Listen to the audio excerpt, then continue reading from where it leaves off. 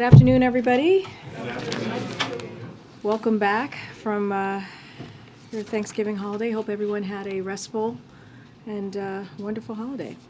Okay, I'm going to be really quick at the top. As you see, we have a guest. As you know, we have a guest from National Security Council, John Kirby, with us today, who's going to take your questions ahead of the state visit. As you know, that it will be happening on Thursday, our first state visit with France, and first state visit clearly with in this administration. So with that, I'm going to just start right away and turn it over to Kirby. All right, John. Thank you so much, Karine. No problem. Well, as Karine said, I've just got a couple of comments here at the top about the state visit. As the first state visit of the Biden-Harris administration, this is an opportunity to highlight a foundational component of this administration's approach to foreign policy, and that's through alliances. France is a vital global partner and, of course, United States' oldest ally. Our economic ties span established and cutting-edge sectors with major investments in both directions supporting hundreds of thousands of jobs in each country.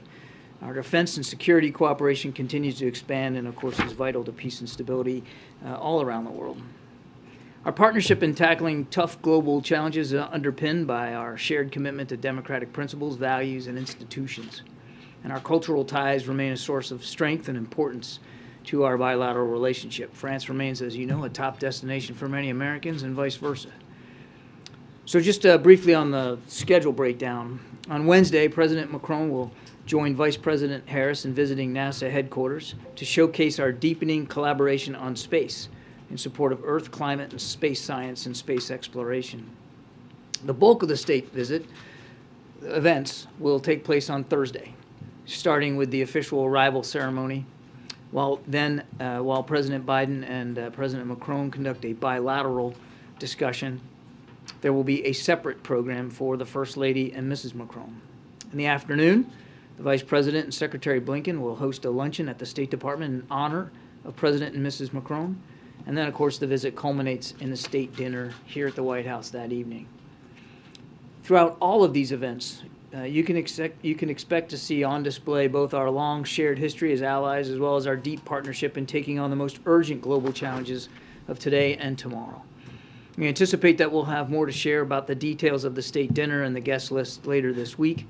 While there are specific areas where we anticipate we'll make progress during this visit, I want to stress that this visit really largely serves as a celebration of the strong footing of this relationship, one that is well-rooted in our history from the very beginnings of our country, while also oriented squarely toward the future. And it's a very dynamic, exciting future that we're looking forward to. With that, take some questions. Andre, do you want first? Yeah, so John, I wonder if you could just say a few words about why France was chosen for the first state visit. I know you sort of talked about the historic ties, but is this also kind of, a gesture in terms of making the relationship a little smoother after the August dust of last year? I kind of alluded to it in the answer, Andrea. A real kind of the long pole in the tent for President Biden's approach to foreign policy and to the world around us is the strength and power of alliances. And our alliances is something that no other nation in the world can match, a network of American alliances. France is our oldest one. And, I mean, if you look at what's going on in Ukraine, look at what's going on in the Indo-Pacific and the tensions with China, France is really at the center of all those things. And President Macron has been a dynamic leader inside the G7, particularly there in Europe. And so the president felt that this was exactly the right and the most appropriate country to start with for state visits. Let me just follow up on that. One big issue that is dividing the U.S. and Europe at this moment are the EV credits in the Inflation Reduction Act. This is an issue. I mean, I realize the way the EU is structured, the EU Brussels is in charge of trade policy. Do you expect that issue to come up? Do you think there's any chance of resolving that short of a WTO, dispute? I think certainly the issue will most likely come up. I think we look forward to having that discussion with our French counterparts. As you know, last month the United States helped stand up an EU-U.S. IRA task force just last month to try to make sure that we can better understand the concerns of our European friends about this and so many other issues. the bottom line for us is, first of all, we want to understand the concerns. We're absolutely willing to have that conversation and to find a way to work through those issues of concern. But it's not a zero-sum game. I mean, clean energy, that's a tide that raises all boats. The more we can transition to a clean energy economy around the world, and there's plenty of opportunity for everybody in that. So we're looking forward to having those discussions. Thanks, Karine. And John, on a different topic, I was hoping, what is the White House's message, the president's message to people in China who are peacefully protesting COVID lockdowns there? And then did the topic of China's zero COVID policy come up in the president's bilateral meeting with President Xi when they met in Indonesia a couple weeks ago? They did talk about COVID and the effect that the pandemic had around the world. Clearly, that came up inside the conversation. I don't know if specifically the zero COVID policy was an issue of discussion, but certainly COVID was on the agenda, as you might expect that it would be. And our message to peaceful protesters around the world is the same and consistent. People should be allowed the right to assemble and to peacefully protest policies or laws or dictates that they take issue with. Does the White House support their effort to sort of regain personal freedoms in light of these lockdowns? The White House supports the right of peaceful protest. And then on a different topic, the State Department announced today that Russia abruptly canceled the latest rounds of arms negotiations. Yeah. Is the president planning to reach out to anybody about that? Is there any White House reaction to that? I don't have any phone calls or conversations to read out. What you're talking about is the Bilateral Consultative Commission. And this is a component of the New START treaty that was signed onto in 2010. This is it's basically an opportunity for both sides to get together and talk about the technicalities, the formalities, the compliance mechanisms that are in place with respect to New START. This would have been the first one that we would have put in place since COVID, which obviously prevented those kinds of face-to-face meetings. So we very much were looking forward to starting. It's supposed to start tomorrow, and we were very much looking forward to that because we continue to believe in the importance of New START. We haven't received, a real solid answer from the Russians as to why they postponed this. We're going to be working through the embassy to try to figure out what happened here, and we'd like to see it get back on the schedule as soon as possible because it's important. It's not just important for our two nations, it's important for the rest of the world. Okay, we're going to go to the back. Thank you, Karine. Two questions, John. First, the niece of the Ayatollah Khomeini was arrested in Tehran recently as part of the protest march. Does the administration, having stated its support for peaceful protest, have any particular statement about her arrest? We would, I think, stay very consistent, sir, that we believe in the right of peaceful protest. We have made it clear that we stand with particularly, it's largely Iranian women, but it's obviously beyond that, but particularly their concerns about the dictates that have affected their lives personally, and we'll continue to do whatever we can to not only support their right of protest, but to hold the regime accountable for the way it's treating its people. And along the same lines, is the administration going to put out a statement to the military junta in Burma about the published reports of the incarceration and keeping incommunicado the former leader Aung San Suu Kyi? I don't have a preview of some sort of statement to read out to you today. We've been very clear about our concerns over the military's domination there and their practice and their policies, particularly the way they treat political prisoners. But I don't have a statement for you today about that particular issue. On China, John, is it the U.S.'s assessment that these protests we've seen are widespread, or are they perhaps more isolated incidents that are being amplified by social media? I don't think that we know a whole lot more about the geographic location, size, scale, and scope of them than what you're learning as well through social media and through traditional media. It's not like we have, I think, a finer sense of insight than what's already out there in the public sphere. So I don't have a sense of that. In that realm, the statement you issued, or that was issued earlier today, didn't include any explicit calls for China to stop detaining and harming protesters and journalists.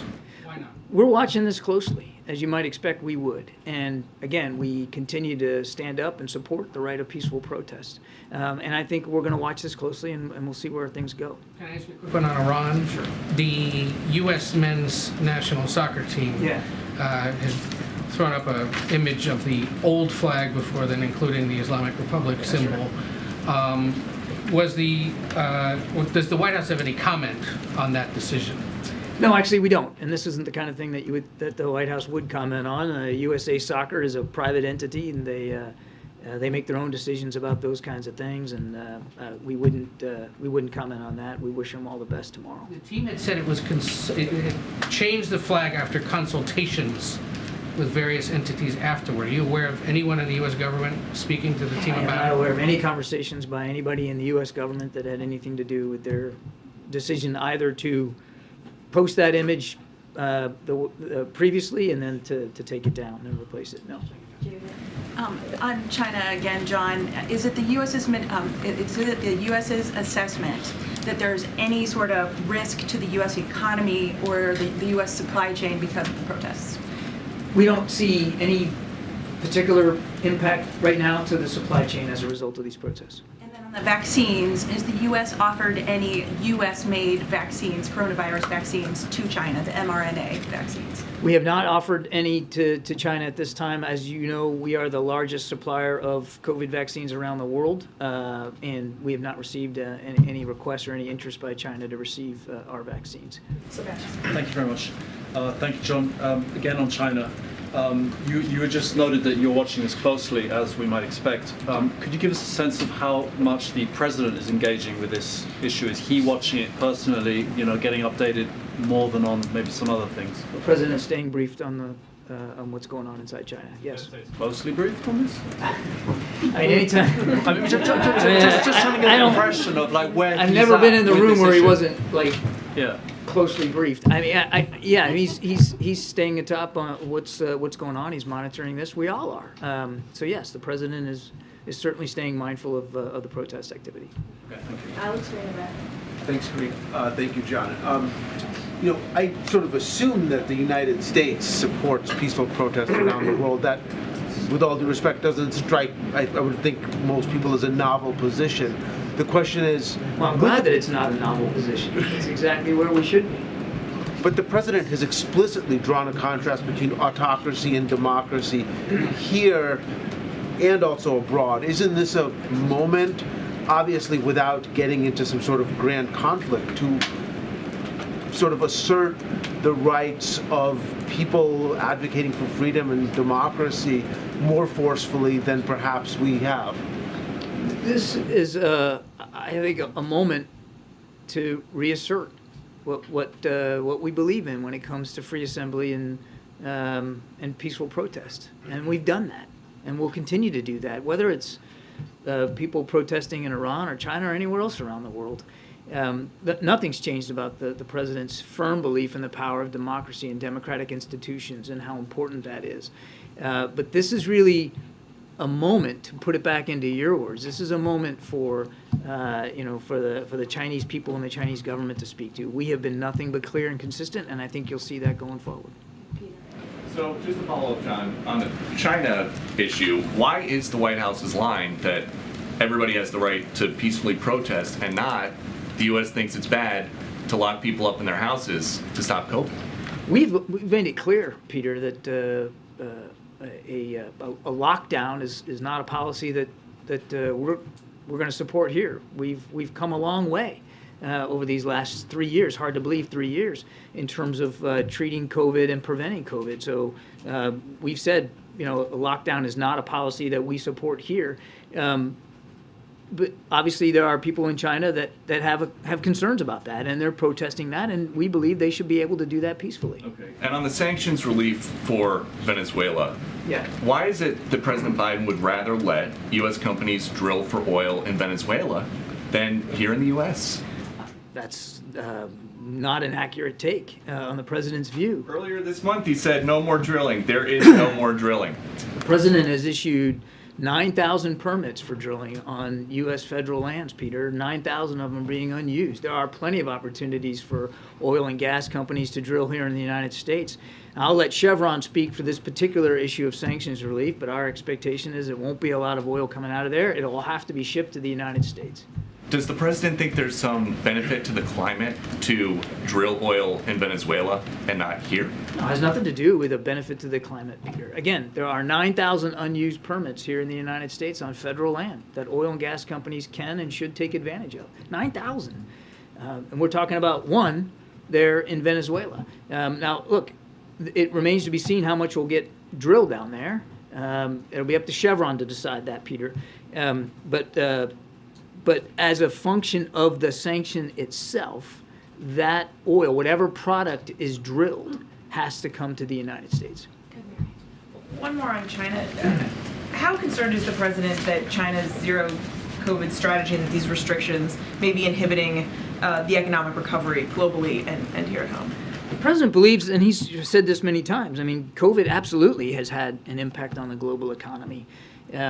Certainly it's had an impact on supply chains and resources around the world. And that's why the president wants to move the United States as quickly and as efficiently as we can through COVID so that even our economy can get more on track than it already is becoming now. So, I mean, it is having a global effect. But what is also having a very acute, significant global impact on the economy is the war in Ukraine. And that's why we're trying to go after a price cap on Russian oil. That's why we're trying to give Ukraine the tools and capabilities they need to succeed on the battlefield so that this war can end. It can end in a way in which Ukraine can be whole and sovereign and free. So there's a lot of impacts on the global economy. It's not just about COVID. But beyond just COVID generally, I mean, does he think that China's zero COVID strategy, that these restrictions are inhibiting the economic recovery?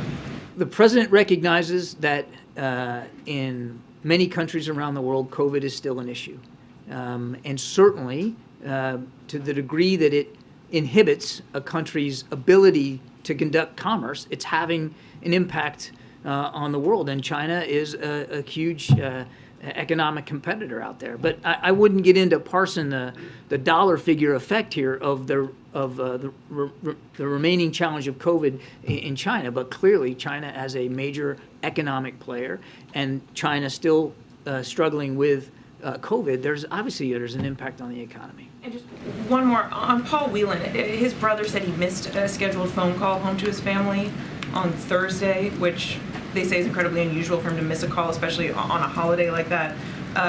How concerned are you about this silence? Have you received any information on his condition? And just can you give us any update on any progress that may I'm or may afraid not I be don't made? have an update for you. This is the first I've heard that there was a phone call that was missed. So why don't you let me take that back and see if we can find out something for you. I don't want to just speculate up here. Well, obviously, we're deeply concerned about him and Brittany Griner and all Americans wrongfully detained overseas. But let me take that question.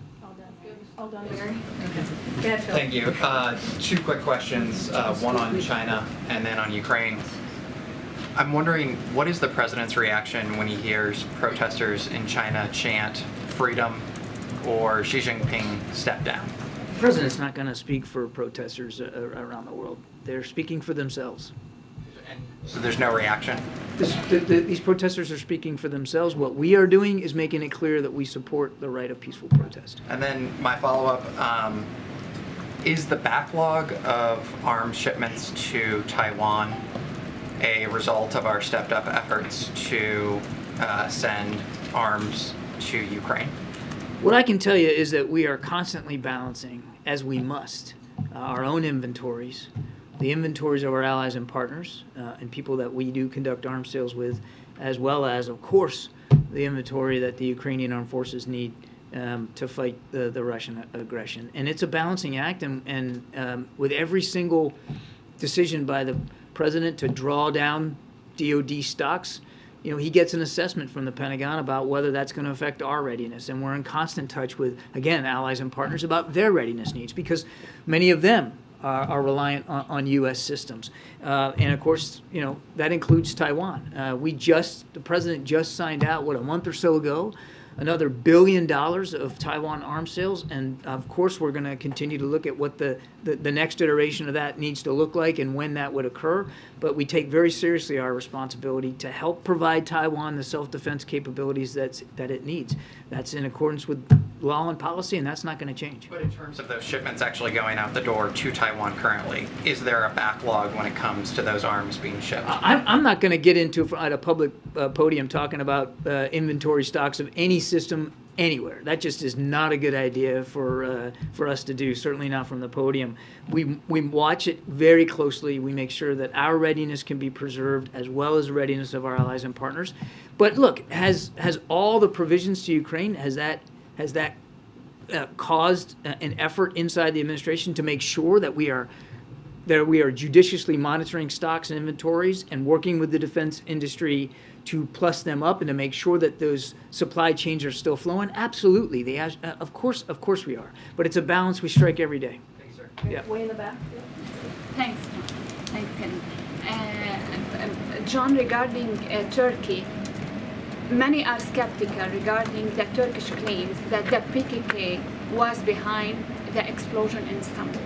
And now they are using this as a justification for a ground operation in Syria. Yeah. Did the U.S. ask for an evidence, or did you offer help in the investigation? Do you see this as a proper justification for a ground operation in Syria? I don't believe we're offered anything to help with the investigation, and we're not in a position to say specifically who was responsible. We condemned the violence at the time. We condemn it today. And as I've said as recently as a week or so ago, we do need to remember that Turkey continues to fall victim to terrorist attacks, whether it's near that border or elsewhere inside the country. And they have a right to defend themselves and their citizens against attacks. Now, what we've said additionally is that we want to see the tensions de-escalate here. And we don't want to see any actions that, A, lead to the potential of additional casualties, particularly civilian casualties, and B, do anything that would harm our efforts to continue to work with our Syrian counterparts against ISIS, which remains a viable, credible threat inside Iraq and Syria, and we got to keep the pressure on them. But is this a green light for Erdogan to go inside Syria? When you say they have the right to defend themselves, they do have the right to defend themselves. They have suffered terrorist attacks, but we don't want to see actions, particularly inside Syria, that are going to lead to potential for more casualties, more loss of innocent life, and any diminution of our efforts, a distraction away from our efforts, because we have troops in Syria to go after ISIS. The other thing I'd mention is we also don't want to see any actions inside Syria by Turkey or anyone else that could put American lives at risk, because there are Americans on the ground and they're helping the SDF. Yes, John. There are some concrete steps moving the relationship forward in terms of a bilateral basis after the meeting between President Biden and Xi. Right. Is there any concern, or will those steps have any effect on how the U.S. responds to any Chinese response to the protests that are currently ongoing? I think we're going to have to watch this going forward, Phil. What I can tell you is, as you and I are talking today, there's been no change to our desire to continue to see these channels of communication stay open. And we were heartened coming away from the G20 that both leaders were able to agree on getting some of these working level discussions back open. And so we're still in that mode, Phil, where we want to continue to get those discussions back up in play.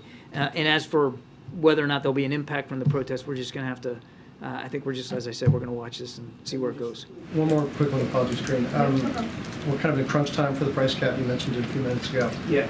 Is there a sense inside the White House right now that the president or the team will need to have more of a public posture in terms of trying to get this across the finish line? I know it's kind of an EU level issue right now, but Yeah, Phil, I don't think we're at that point right now where we feel there's some sort of inordinate pressure to be more public about than we already have been. I think we've been very public about it, or that we need to smash down on the accelerator here. The discussions are going well, we think. And we strongly believe that a price cap is a good approach, the right approach to limit Mr. Putin's ability to profiteer off this war. And our EU colleagues are working through the modalities of that right now, how that would be implemented, what level it's going to be at. We think those discussions are going on in a pretty robust fashion. So I don't think we believe there's a pressure on us right now to get more involved than we already are. Thanks. John, I want to try to get your response to a letter that was sent by the leadership of 5 news organizations to the administration. One of those news organizations is the New York Times. These organizations worked with Julian Assange prior to the publication of classified cables by WikiLeaks, and they're asking that the administration drop the Espionage Act charge that was put forward against Assange by the Trump administration. Generally, what's the White House's response to that request? And I'll start there, and then I'll ask you a follow-up. Yeah, we're aware of it, and we would refer you to the Justice Department. All right. Anticipating that answer, what is your assessment, or what is the National Security Council's assessment of the harm that was done by the WikiLeaks leak in 2012? And that would inform any decision by the Justice Department. I think, if you go back and look at how the administration responded in 2012, and of course, President Biden was then vice president at the time, we would maintain that what we said at the time, what was said at the time, that those leaks, those revelations in the public sphere were damaging to U.S. national security.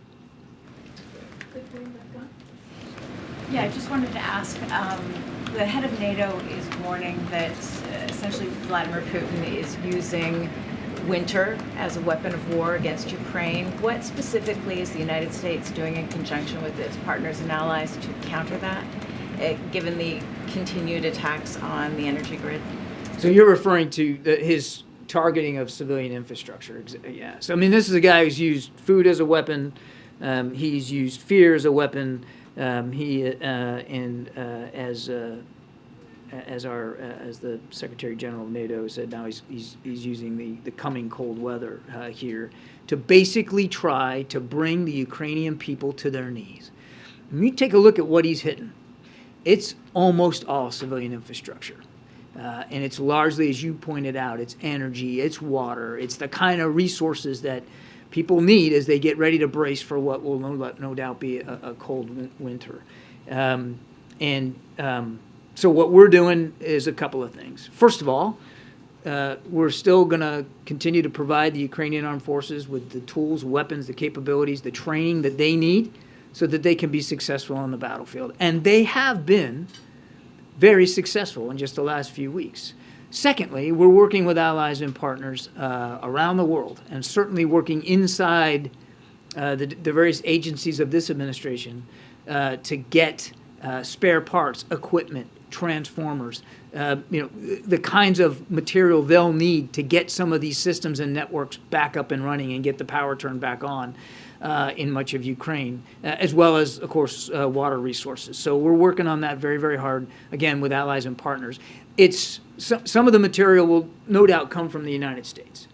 But we also recognize that their grid is based on infrastructure that is uniquely European, and so we're working with, again, allies and partners in the region as well to see what they can do to get more in there, to keep the lights on and the water running. But it's despicable. It's absolutely despicable what he is doing in these last few weeks. Not that it hasn't been despicable before, but you hit exactly on the issue that these targets are largely civilian, and it's designed for one reason, and that's to try to bring the Ukrainian people to their knees, because he can't bring the Ukrainian armed forces to its knees. And you would think that now, going into, I guess it's 8 months now, which is hard to believe, actually going into our 9th month here, that he would have learned, Putin would have learned a while ago that you just can't bring the Ukrainian people to their knees. Two more. Kim Jong-un says he's trying to build the most powerful nuclear force. do you still expect North Korea to conduct a nuclear test in the near future? We've said that we believe Kim could conduct a nuclear test at any time. One more. Yeah, his daughter made a public appearance twice this month. What do you think about appearance? Why suddenly now? Well, I certainly can't speak to the parenting skills of Kim Jong-un. I'm afraid I don't have anything for you there. Look, in all seriousness, the man continues to advance military capabilities that continue to destabilize the region, not just the peninsula, but the region. And we're taking this seriously, which is why we're improving our intelligence capabilities there, collection capabilities in the region. It's why we're working so hard with Japan and South Korea, bilaterally and trilaterally. The president had a chance to meet with both leaders while we were at the G20 to advance our own defense capabilities and our own defense needs. People sometimes forget, I've said it along, you guys probably roll your eyes when I say this because I've said it before, but 5 of our 7 treaty alliances, since we started the briefing talking about alliances, 5 of 7 are in the Indo-Pacific. And we take them seriously because they put on us very significant security commitments to help with the defense of Japan and South Korea, respectively, in this case. And we take that seriously, which means we got to make sure we're ready for the kinds of capabilities that he clearly is so interested in continuing to pursue. Thanks, Brian. Thanks, John. Yeah. There have been reports about the penal colony that Brittany Griner is being held, indicating that she potentially is exposed to forced labor and homophobia and racism. Is there any update about her physical and mental health? And I know CIA Director Burns did meet with his counterpart in Russia. Are there any plans to have another meeting between officials between U.S. and Russia to specifically discuss this ongoing negotiation to get her home? Great questions, both of them. On the second one, we continue to have ongoing conversations with Russian officials about Brittany's release, as well as Mr. Whalen's, and trying to get them home to their families where they belong. I can assure you that those conversations are ongoing, and we want them both home as fast as possible, and this administration is going to stay committed to that task. On her condition, I think you can understand for privacy reasons, I'm not going to get into much detail about her physical health. I wouldn't do that. I can just tell you that we're taking that very seriously as well, knowing where she is and what penal colonies are designed to do. And we're trying to make sure we have as much access and information about her condition as possible. Sometimes that's done more through her representatives than it is from our diplomatic presence, just because of the modalities of it, but we're doing the best we can to stay on top of it as much as we can. John, can you share any update on whether President Biden will accept the invitation of Mexican President López Obrador to attend the Three Amigos Summit in Mexico City? I know that had been talked about as potentially scheduled for December, now maybe pushed back to January. Is there anything you can The share on North that? American Leaders Summit, the president's looking forward to being able to have that meeting, but we don't have a date yet or anything to say on the schedule. Nothing to confirm on the schedule right now. But he's looking forward to the discussion. Absolutely. All right. Thank you. Thanks, guys. Happy late Thanksgiving to you. Thanks, John. Okay, before we dive into questions, just I have a couple things, a few updates at the top to share with all of you.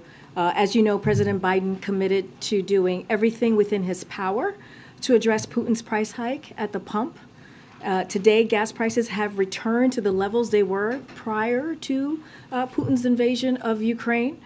As the chart behind me shows, the national average is $3.55 per gallon, down over $1.45 per gallon from the June peak. The most common price is $2.99 per gallon. That's saving American families with 2 cars about $160 per month on average. This is important breathing room for American families and meets a key commitment the president made to them. So it's no accident either on a couple of things. President Biden has been releasing oil from the reserve, as you know, which was a historic action that this president took. He called on international partners to release oil as well. and he's been calling on oil and gas companies to pass on their savings to consumers at the pump. The president's actions have helped bring prices down for families, and he will continue to do everything possible to bring prices down even further. Earlier today, the president signed a presidential memorandum on promoting accountability for conflict-related sexual violence to strengthen the U.S. government's effort to combat rape as a weapon of war. This presidential memorandum directs the State Department, Treasury Department, and other federal agencies to leverage sanctions, authorities, assistance, restrictions, and other tools to promote accountability for perpetrators of conflict-related sexual violence. With this executive action, U.S. departments and agencies are, for the first time ever, being directed to ensure equal consideration of acts of conflict-related sexual violence when identifying targets and preparing designations for potential sanctions. Under President Biden's leadership, the United States will continue leading efforts to rally other nations and international organizations to prevent and promote accountability for acts of conflict-related sexual violence. Today's action is part of the president's broader commitment to work to address all forms of gender-based violence. Now, finally, today, President Biden met with 3 U.S. winners of the 2022 Nobel Prize, Dr. Caroline Bertozzi, who won the Nobel Prize in Chemistry, Dr. John Clauser, who won the Nobel Prize in Physics, and Dr. Douglas Diamond, who won the Nobel Prize in Economic Sciences. The president is restarting an important tradition that just like he does for winning sports teams, as you have seen him do in the past 20 months or so, the president meets with U.S. winners of the Nobel Prize. Their achievements show how taking on the biggest questions can establish new fields of inquiry, promote technology innovation, and expand the boundaries of what is possible. Their work is a reminder of why President often says that the America can be defined by one word, and you all know that word that he uses is possibilities. With that, I'm going to go out of school for a second, and I know there's a young reporter in the room who would like to ask a question. Eva Shapiro? Oh, pardon me. And where are you from? Austin, Texas, and you are part of the Kids Scoop. All right. Well, welcome to the briefing room. It's great to have you, and you could, you're going to trump AP, and I'll take your first question. Given the situation in Iran with protesting, what are we going to do, or what can we do? So that's an excellent question, and an important question to ask, and we have answered this question multiple times here at this podium, and the president spoke to this when he was in the halls of the United Nations not too long ago in September, and he said, "We stand with the brave citizens and the brave women of Iran, who right now are demonstrating to secure their basic rights," end quote. There's a lot that we can do and a lot that we are doing to support those brave citizens, again, of Iran, those brave protesters. We're taking steps both on our own as the United States and also in partnership with other countries just around the world, and including organizations like the United Nations, as I mentioned when the president first made his comments about what we were seeing in Iran from the civilians. But let me just give you a couple of examples.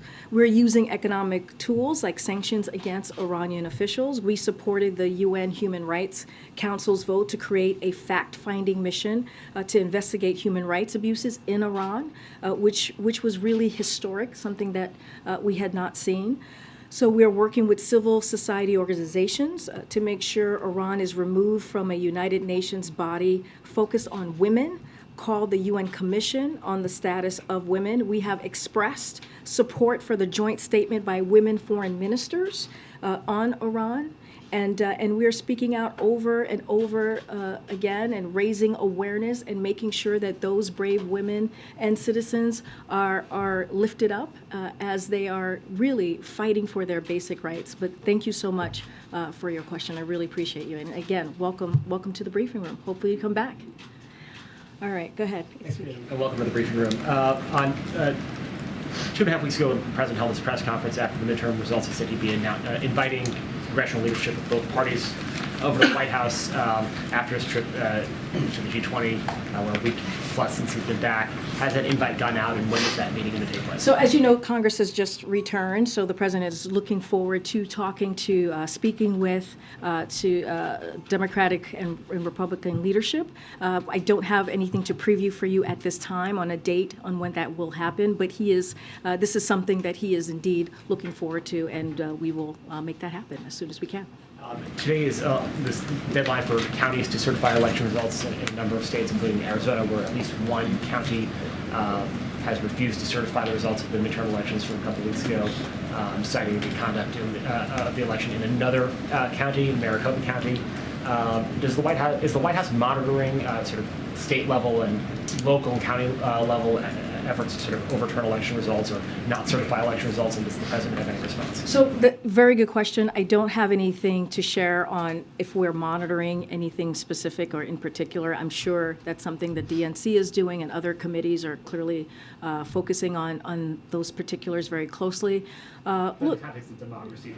Yeah, no, but we've been very clear on the sacred right to vote and how, and how it's important that the American people feel like their vote will be counted, and he has denounced the election deniers that we have heard from on the other side, and he has called that out, and he has every confidence in our electoral system.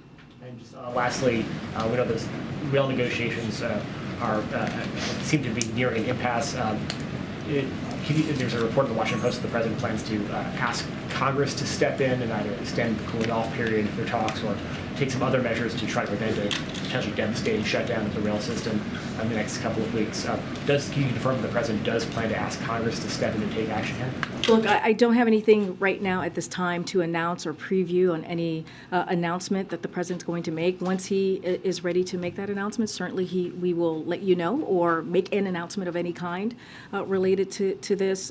We will clearly share that with all of you. I do want to say a couple of things, which is really important as we look at what's currently happening. Look, from the beginning, the president has been very clear. Shutdown is unacceptable because of the impact that it would have on jobs and families and farms and businesses and communities just across the country. The president is directly involved in the process and has been engaged with his team, and also has had conversation with members of Congress on this particular issue in case resolving the issue falls to them, as it has 18 times in the last 60 years, as you know. I know you guys are following this closely. And in addition to President's involvement, Secretary Walsh has been in contact with rail workers, the unions there. He has been in direct contact with them. Secretary Buttigieg has been in contact with rail companies, and Secretary Vilsack has engaged agriculture and industry stakeholders as well. So this has been very much not just the president, but clearly the three secretaries that I just mentioned and his administration. A majority of unions, as you all know, have voted to ratify the temporary agreement. That's 8 out of 12. There are 12 unions involved, and the best option that we believe, that the president believes, is still for the parties to resolve this themselves, and to do this really in short order. Members of the Democratic National Committee are meeting here in Washington later this week to talk about the potential calendar for the party's presidential nomination process in 2024. They're doing this, in essence, at the behest of the president, who has signaled that he's not a huge fan of Iowa going first, given the lack of diversity in that state. Can you say whether he intends to weigh in on this issue as or before they meet? Or if he indeed believes that Iowa should lose its first-in-the-nation status? So, look, this is not something that I'm going to speak to from here. This is something that the Democratic National Committee, as you know, is that committee that you're speaking of is out of the DNC. And so I would refer you to them specifically. I don't have anything else to preview or to share about any comments or statements that the president may make on this particular issue. But again, from here, I'm not going to comment on this. I would refer you to the DNC. Are there any plans for the president to go to Georgia in the final days of the Senate runoff? So I've been asked this question before about what the president could potentially be doing for the Georgia runoff. I have to be careful because it is an existing race that is happening, and so I am covered by the Hatch Act, so can't speak specifically to this. But what I can say, and I've said this before, the president is willing to do whatever is needed of him by Senator Warnock. I don't have anything else to preview from here. So does that mean that the ask hasn't been made from Senator Warnock? I don't want to dive into request or ask. That's something that we didn't do during the midterms the past several months, so certainly not going to start now. What I can say, I don't have anything to preview for you at this time or to announce, but again, the president is willing to do whatever is asked of him. The Boston Globe is reporting that the president is going to be in Boston on Friday for a fundraiser. Can you confirm that trip? And then also, they note that day the Royals will be in Boston as well for the Earthshot Prize. Is there potentially going to be an overlap or meeting? So I heard about that. This is the Prince of Wales is going to be. I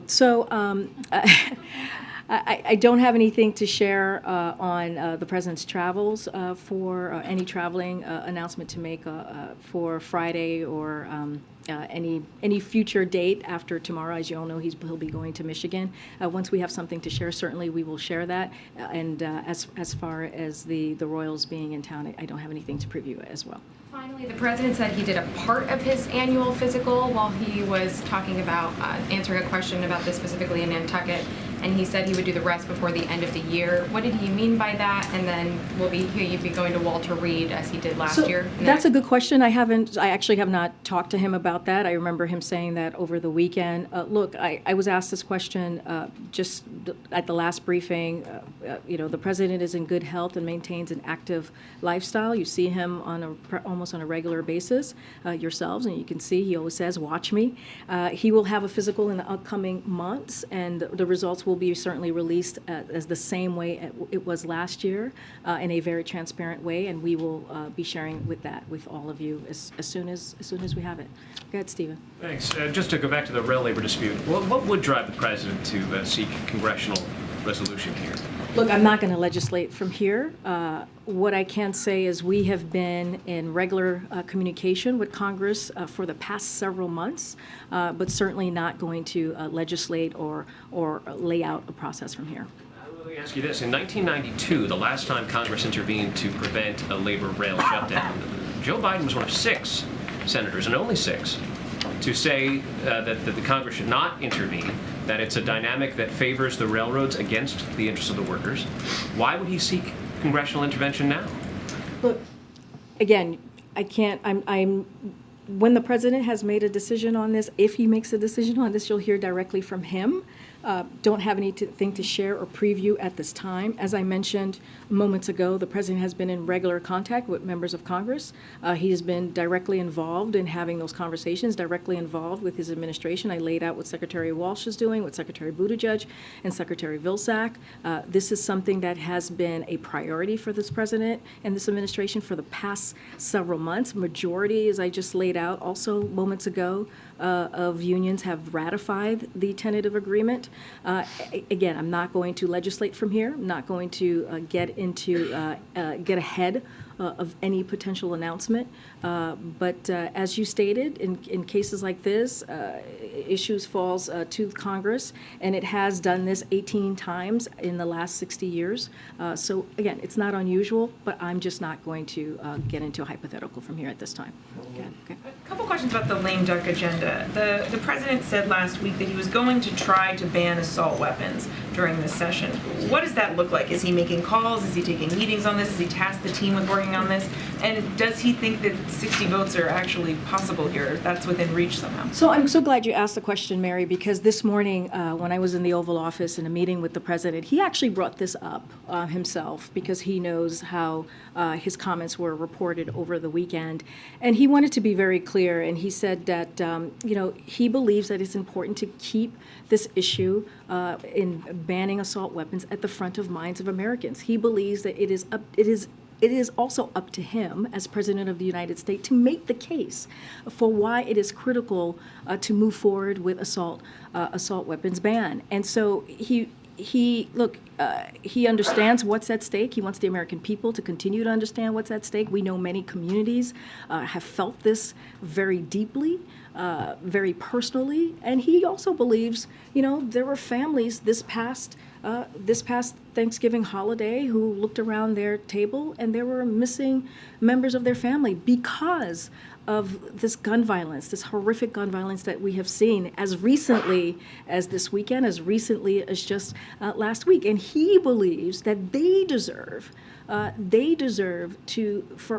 him to continue to talk about this, continue to put this out there about the importance of getting this done for American communities. But again, look, we understand it's an uphill battle. We understand that this is not easy. He gets that, but doesn't mean that he's going to stop fighting for it or that he's going to stop talking about it. And on one other issue, raising the debt ceiling, we've seen Republicans sort of threaten to use this as leverage to get some of their agenda items through. How much importance does the president place on raising the debt ceiling during a lame duck session? So look, we've been clear about this. When it comes to the debt ceiling, it should not be used or never be a matter of political brinksmanship. We've been very clear about that, and congressional Republicans, they passed this with the last president 3 times. The former president, they passed to lift the debt ceiling 3 times. There's no reason why this should not be happening this time around. Congress, needs to take the responsibility once again to address the debt ceiling before it expires, and they need to act sooner rather than later. Look, now that Congress is back, we believe that there will be more of an urgency to get this done. Look, this is about the sooner they act. This is about our economy. This will be better for our economy. So we'll have those conversations. The president, as I was asked moments ago, is going to meet with leadership from both the House and the Senate, the Democratic and Republican leadership, and certainly we'll be having these conversations. You just laid out for us the gas price. The gas prices are back down to levels before the war. Housing prices, on the other hand, are not coming down nearly fast enough.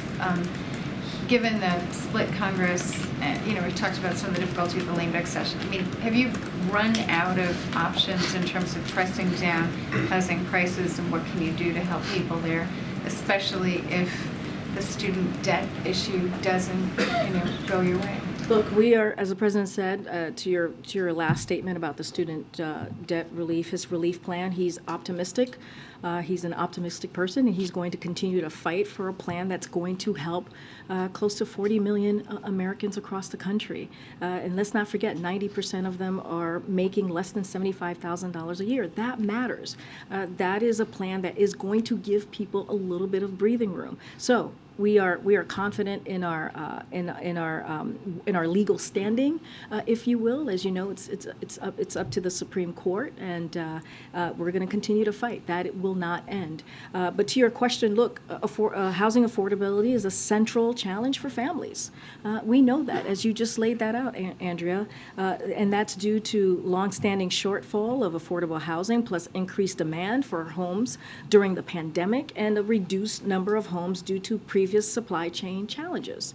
So the good news is this, that we are starting to see the housing market cool by a range of measures, just a bit. Several data sources now show that rent falling or rent growth easing in recent months, which should mean lower shelter inflation on months ahead. And but we understand and we get it. As I just said, it's a central issue for many families and many Americans. There's more work to do, and we will continue to use all of the administrative tools to make sure that we continue to give families some relief. A question about Twitter. There's a researcher at Stanford who says that this is a critical moment, really, in terms of ensuring that Twitter does not become a vector for misinformation. I mean, are you concerned about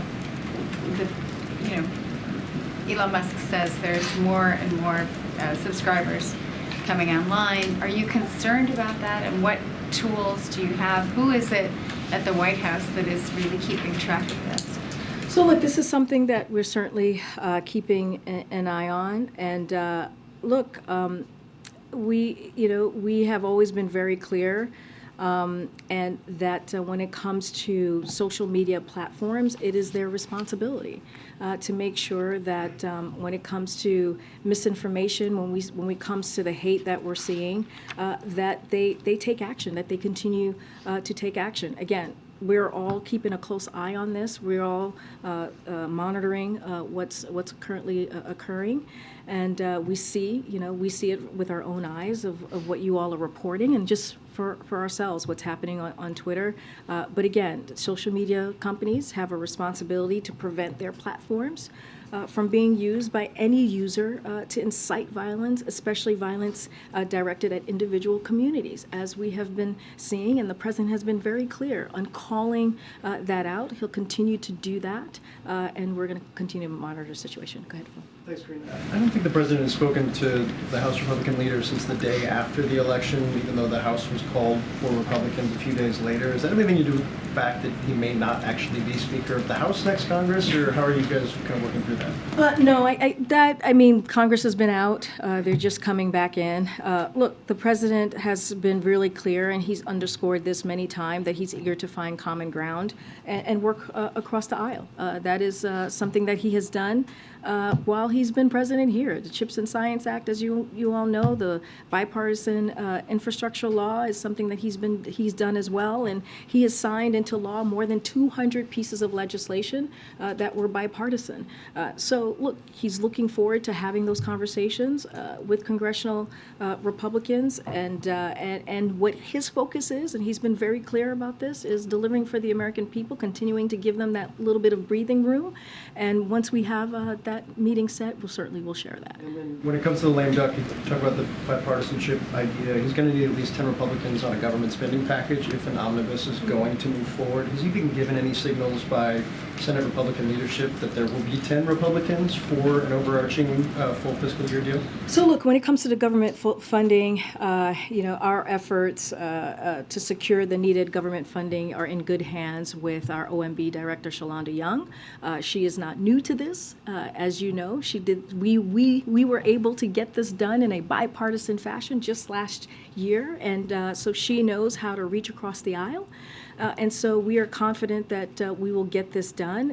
And, we have been, our Office of Leg Affairs, the Office OMB as well, has had multiple calls with congressional members and staffers, and also have done briefings about how important it is in reaching an agreement, a full year appropriations agreement, and the dangers of passing the buck yet again. And not only that, I think you all saw just last night, the Secretary of Defense, Secretary Austin, put out a letter he wrote to Congress, and he warned that a continuing resolution of any length would result in significant harm to the American people, military programs, and our national security and our competitiveness. We have to remember the programs that we're talking about are not partisan programs. They are programs that's going to help American families. We're talking about education. We're talking, as I just mentioned, as the Secretary said, our national security. We're talking about things that really, truly matter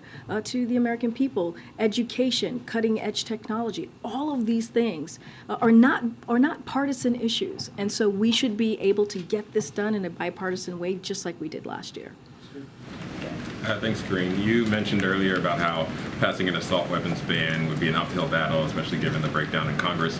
I wonder if there are other things the president is considering, whether it's executive authority or calling on state governors to take action at the state level. What are some of the other things that the president's considering? Well, so let me just first state, I get your question, but let me just first state a couple of things. Number one, this president has taken more executive action his first year and a half on dealing with gun violence than any other president.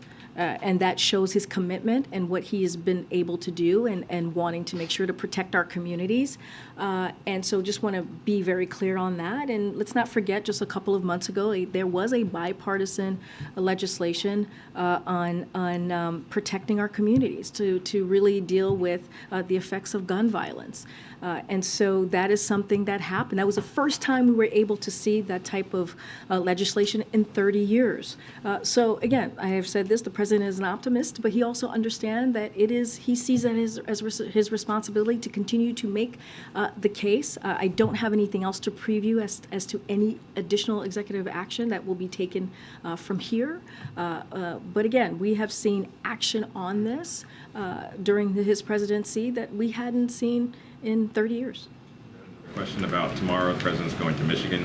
Do you have a preview on what he plans to say and sort of what that portends for his future travel during the lame duck and into the new Congress? Yeah, I actually do. I have something to share for you all to preview. So, as you just mentioned, the president's going to be going to Michigan, specifically Bay City, Michigan, to discuss the American manufacturing boom. Thanks to his economic strategy, the president will visit a new manufacturing facility recently opened by SK Siltron, which last year announced a $300 million expansion of its Michigan operations. During his remarks, President Biden will highlight his economic plan. It is leading to a manufacturing boom, growing the economy and creating good paying jobs in Michigan and also just across the country as well. As you all know, the economy has created more than 700,000 manufacturing jobs, and that is 10 million total jobs created under this president in his first almost 2 years here in the White House. He will also discuss Democrats' success in the midterm elections in Michigan, thanks to our efforts to build an economy from the bottom up and the middle out to protect democracy, as you've heard the president speak to, and protect women's reproductive health care, which is something that the president and the vice president is committed to doing. I would expect more coming from us this evening. We usually do a background call or have some information out there for you all to just lay out exactly what you can expect from the trip. Go ahead. On the rail issue again, when this was, the tentative agreement was announced a few months back, it sort of it was after, an hours-long overnight meeting with all of the parties involved with the labor secretary. Have the talks reached that level of intensity, that level of engagement with the administration? And if not, is that a strategy we would see employed again, essentially putting all of the parties in a room overnight, however long it takes, and nobody leaves until there's a deal? No, totally appreciate the question. Look, the president has been very clear. A shutdown will be unacceptable. As I mentioned, Secretary Walsh has been in direct contact with the unions, the rail unions. Secretary Buttigieg has been in touch with the rail companies, and Secretary Vilsack has been in touch with the agricultural sector. So we have been in regular touch with folks, and we're continuing to do that. The president has had multiple conversation, has been directly involved with his administration and also members of Congress. And so what we believe and what we will continue to say is that we think and what should be happening in good faith is that they should come up with a solution. And majority of the unions have ratified this. You have 8 out of the 12, which is important to also note. But again, this is, I'm just not going to get into any details on what else we can, other efforts that we might be taking. That's been planned or set with every representative? I don't have anything to preview about convening everyone here all at once, but it matters. It matters that Secretary Walsh has been in direct contact with the rail workers. It matters that Secretary Buttigieg has been in touch with the companies, and it matters for certain that Secretary Vilsack has been in touch with the agricultural sector, and that's going to continue. Those conversations will continue to happen. Again, the president has been very clear. A shutdown is unacceptable. It will hurt families, communities across the country. It will hurt jobs. It will hurt farms. It will hurt businesses, and it just should not be happening. Go ahead, Evan. One question. The U.S. Embassy to the Dominican Republic issued a warning to U.S. citizens about those traveling to the DR, that those that are dark-skinned were being targeted. This as the Dominican Republic is doing more deportations of Haitians. And so my question is there anything that, any response or actions from the administration in light of this warning that's come out? So when it comes to the warnings, that comes from the Secretary of State. So I would refer you to them on the specifics and the particulars of that warning, and would just let them speak to it themselves. Just wanted to ask a quick follow-up. president has said repeatedly that, of course, he wants to ban assault weapons, but on Thanksgiving, when he was in Nantucket, he said, quote, "The idea we still allow semi-automatic weapons to be purchased is sick." Obviously, that's a huge category of guns, from rifles to pistols to shotguns, that are not assault weapons. So I guess my question here is, did the president misspeak, or does he in fact want to ban all semi-automatic guns that are? No, he was talking about assault weapons. That's what he was talking about on that morning or that afternoon when he was asked that question. Thank you. Okay, great, good. As you know, former President Donald Trump had a dinner with Kanye West and Nick Fuentes, a known white nationalist.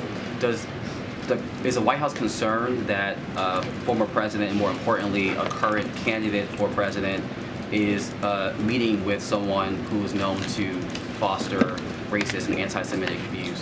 So look, I'm not going to respond to everything that happens with the former president, but this is something that's important that we speak very clear about, and we speak very forcefully about.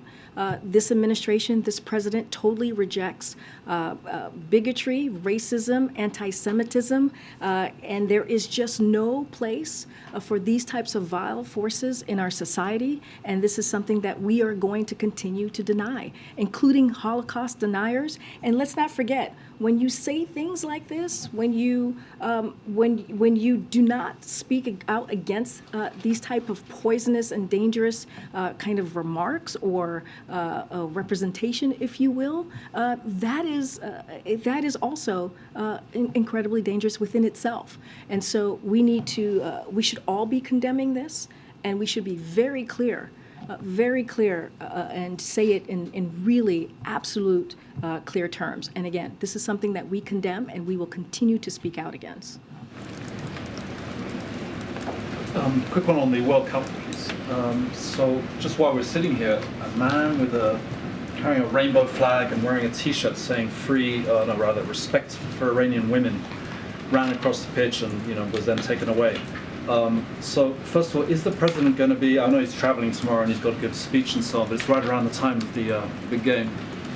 Is he going to be? Is he going to be basically kept abreast of how that's going?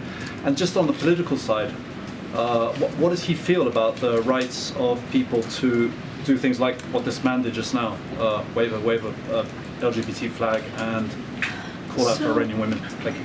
Just more broadly, and we'll say this. Look, we urge the state of Qatar and all Qataris to fully realize the Emir's message here, and that is to truly recognize and welcome everyone to the World Cup. And we've been very clear about that. We have said that many times before. We are concerned over the potential treatment of LGBTQ plus spectators and athletes. And this is something that the president will call out. Any type of human rights abuses. He is not shy and has been very clear raising these issues. And he'll continue to do that. And look, when it comes to the game tomorrow, clearly the president will be kept abreast of how that particular game is going. But as you know, we'll be traveling to Michigan tomorrow.